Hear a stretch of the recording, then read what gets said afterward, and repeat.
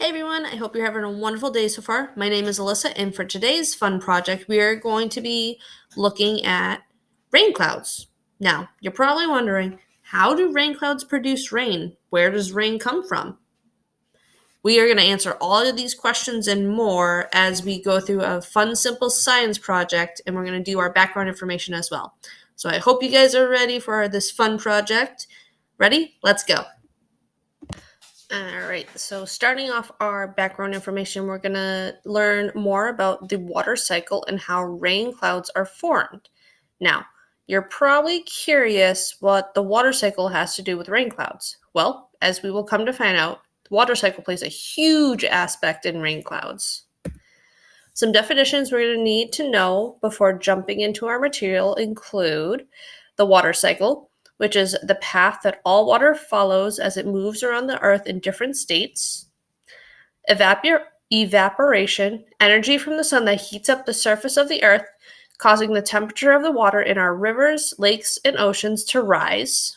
Vapor is when some of the water evaporates into the air, turning it into a gas, also known as water vapor. Transpiration is the process when plants and trees lose water to the atmosphere through their leaves. Some more definitions continued. Condensation is the process when water vapor rises up into the sky and the cool air in the atmosphere turns the water vapor back into a liquid water, creating clouds. Precipitation is the process when too many water droplets in the clouds have become too big and heavy for the air to hold them, and they fall back down to earth as rain, snow, hail, or sleet.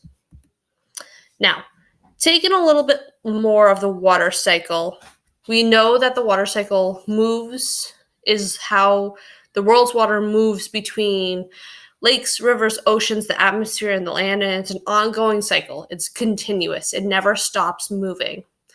It's kind of like how Earth is recycling water. Now, Earth has been doing this for over 4 billion years, as crazy as that is. And the other cool thing about the water cycle is that each state of matter is formed in the process of the water cycle. So water can go from a liquid state of regular water to a gas of water vapor, and even solid as such as ice. So you're probably asking, how does the water cycle work? Well, if we start with the water in our oceans and streams, energy from the sun is heating that water and having it go into the evaporation stage. And the evaporation stage is when all of that water is being collected and evaporated into the air to create water vapor. And that's how the clouds are formed into the air. And once the clouds have been formed and they're floating around, they then move on to condensation. Now, condensation is from that water vapor rising into the air, and it's from there it's cooling down and forms tiny water droplets. Those tiny water droplets turn into clouds, and they will continue to grow and collect until they are too heavy to stay up in the air. And then from condensation, from those clouds, when they're too heavy and they can't hold anymore, they kind of burst and create precipitation, which is when they fall to the ground as rain or snow, hail, sleet, due to the force of gravity. And from that rain and precipitation coming back down into the earth, it then moves into the collection stage. And the collection stage is the fallen precipitation collected in bodies of water, such as rivers, lakes, and oceans. And from that stage, it will eventually evaporate back into the air and beginning the entire water cycle again. So, rain clouds are essentially formed from the evaporation of water vapor from oceans and lakes, which then create into the clouds that we see every day. And then we get rainfall once those clouds can't hold anymore and create precipitation. So rain clouds are formed from the water cycle, mostly condensed from the condensation and precipitation process, though the evaporation and collection stages of it are very important as well. So, rain is the tiny water droplets that have become too heavy to stay up in the air and they fall down to the ground due to the force of gravity. And then all of the rainwater that falls to earth is actually collected in oceans, streams, lakes, and rivers. And also some of that rainwater seeps into the ground as well. So it helps provide plants with food and water, kind of help continuing that life cycle and water cycle as we continue on. Now, some fun facts about rain. Did you know a drop of water may spend over 3,000 years in the ocean before moving on to another part of the water cycle, staying in place longer? Which I thought was pretty cool. So you could have water you drank this morning that may not have been collected from over 200 years ago, which is wild. On average, a drop of water spends an average of 8 days in the atmosphere before it falls back down onto Earth. So a little over a week, all that water droplets in the clouds then come back to Earth. Antarctica is the driest continent on Earth, and raindrops can fall at a speed of 1 to 18 miles per hour. But when there's wind, it could fall much faster. And rain is actually not just water. It can have all sorts of things in it, including dirt, dust, insects, grass, and even chemicals.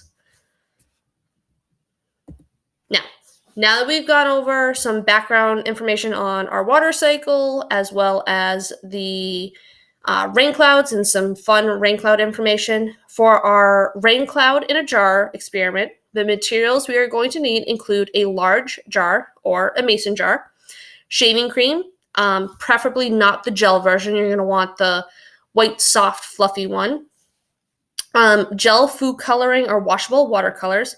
I ended up just using food coloring I had in my pantry, and it's worked just as well. Pipettes or droppers. These are little science droppers that help move liquid from one to the other. Even a spoon works just as well if you don't have a pipette or a little dropper.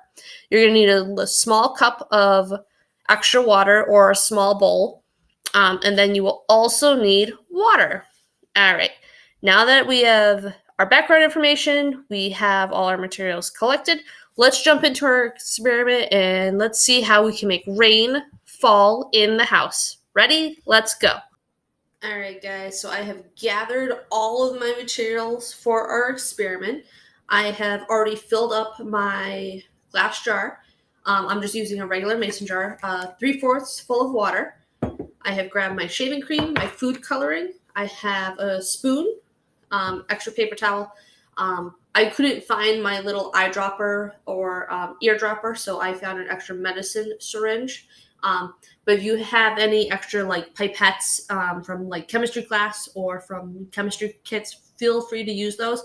Or if you don't necessarily have a dropper, I've done the experiment with a spoon, and I'll actually use the spoon too to help show you how we can still get the same effects even without the pipette or the dropper. I have a small cup of water, which I'm going to explain what I'm going to do with that right now. So my water jar, I'm going to hold off to the side for just 1 second. I'm going to take my small cup of water, and I'm going to add some food coloring to that. This little cup of water right here is going to essentially become your rain, or it's going to kind of turn into your water vapor. Whoops.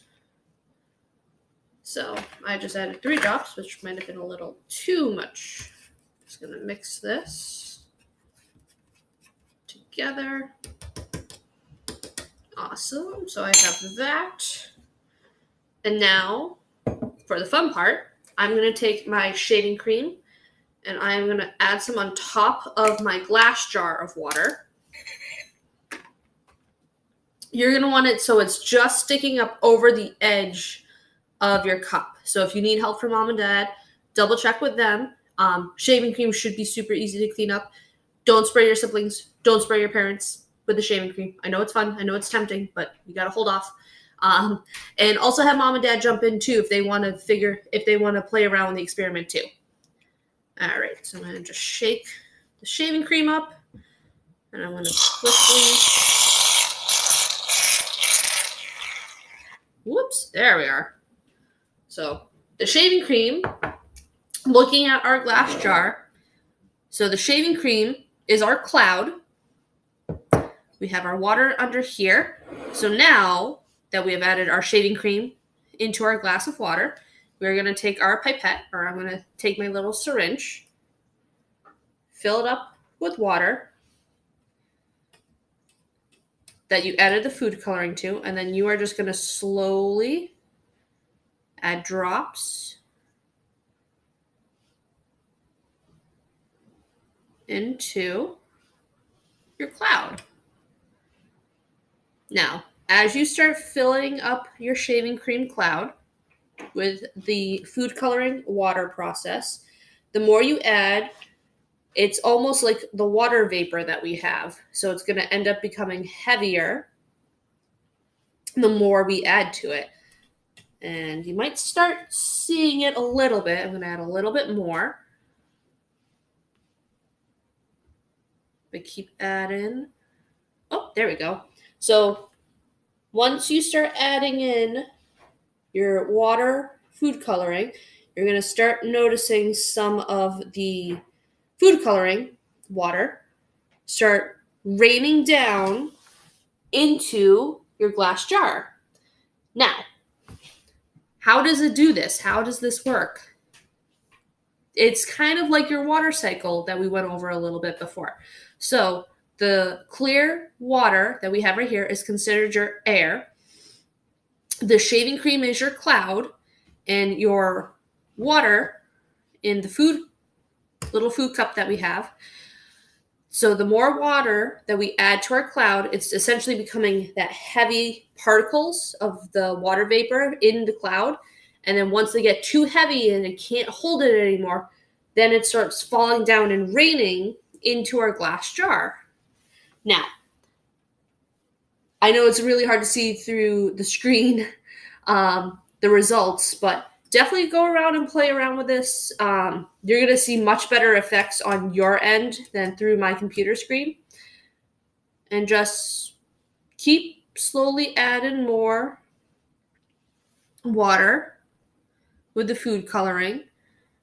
So you'll slowly start getting heavier and heavier and start raining down into your cup.